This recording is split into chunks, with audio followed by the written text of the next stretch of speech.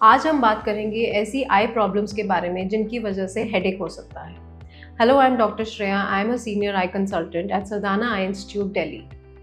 So headache is a very common problem that we face in our day-to-day OPDs. Headache के ऐसे बहुत सारे कारण होते हैं जैसे कि migraine headache, cluster headache, tension headache और even because of sinusitis. So these are one of the most common causes of headaches. However, आंखों की वजह से भी ऐसे कुछ कारण होते हैं जिनकी वजह से हेडेक हो सकता है।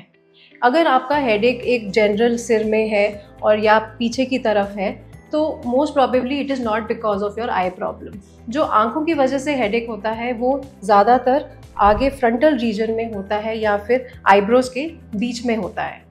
सो क्या है मोस्ट कॉमन आई प्रॉब्लम्स जिनकी वजह से हेडेक हो सकता है? सबसे पहले हम बात करेंगे most common cause these days, that is digital eye strain.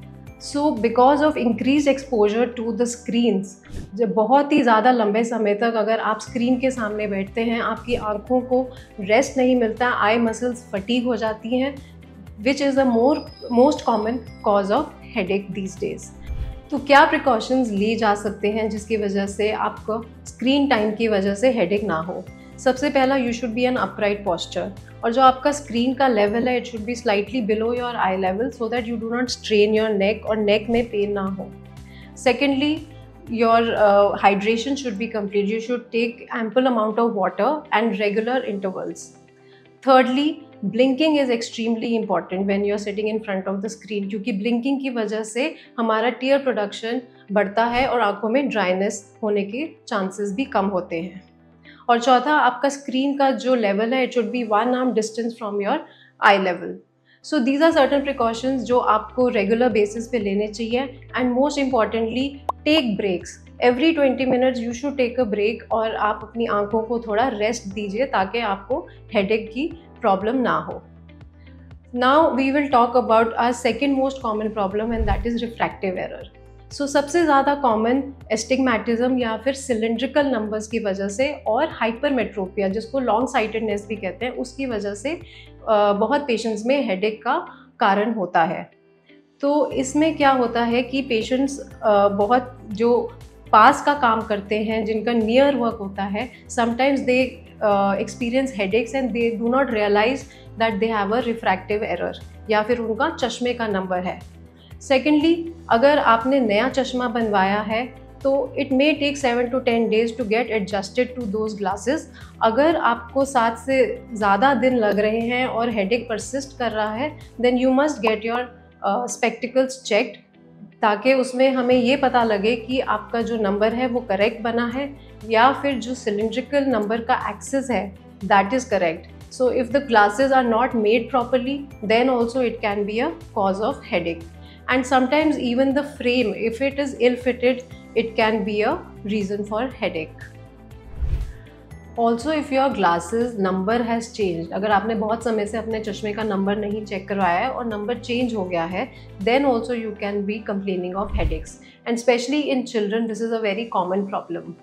And in बच्चों में even a small number like a cylindrical number can be a cause of headache. So timely checkups with your doctor, especially in kids, every 6 months getting the number checked for your spectacles is extremely important. अब हम बात करेंगे कि और कौन सी problem है eyes की जिसके वजह से हेडेक हो सकता है। So third problem is intraocular pressure. जैसे कि हमारा शरीर में एक ब्लड प्रेशर होता है, वैसे ही आँख के अंदर भी प्रेशर होता है जिसको इंट्राऑक्यूलर प्रेशर कहा जाता है। तो जब ये इंट्राऑक्यूलर प्रेशर बढ़ जाता है it can be a reason of headaches.